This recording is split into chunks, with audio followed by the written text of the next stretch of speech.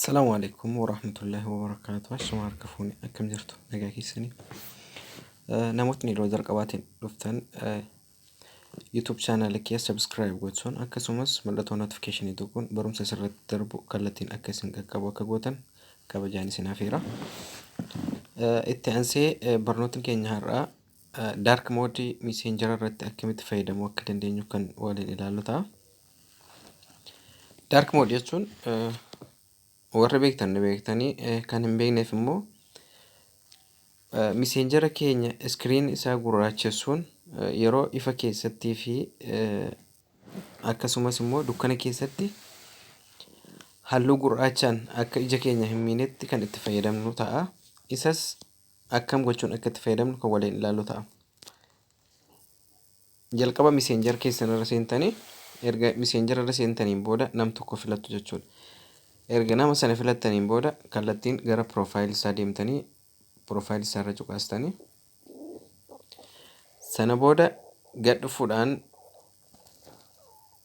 emoji bakka jettu tuqxu jechuudha.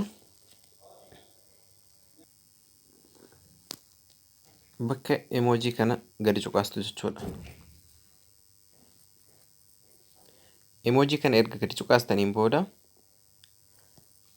mallattoo kan halluu ji'aaf barbaadu jechuudha. Halluu ji'a jechuunis ishee kana jechuudha. Boca kana kallattiin gadi cuqaastu. Kana booda gara gadiitti isiniif darbee jira waan ta'eef ammallee gara gadii buutanii yeroo lammaffaaf mallattoo orma ji'aa isinirra cuqaastan jechuudha. Kana booda haala kanaan isiniif deema jechuudha meseejiin. Ammallee duuba deebitu jechuudha. Duuba deebi'uun profile keessanirra gadi cuqaastu. Profile keessanirra erga gadi cuqaastaniin booda dark mode keessan akkas ta'ee dhufa jechuudha. Erga kanaan booda ni bantaniif jechuudha. Ifama dark mode kana ni bantuuf jechuudha. Bakka kanarra jechuudha. Okay.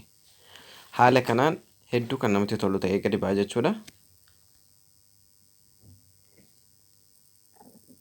Halluu baay'ee bareedaa ta'een jechuudha.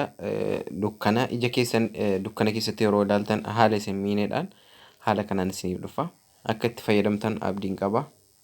Barumsi keenya har'aa kanumaa turtii gaarii isiniif haa ta'u nagaatti.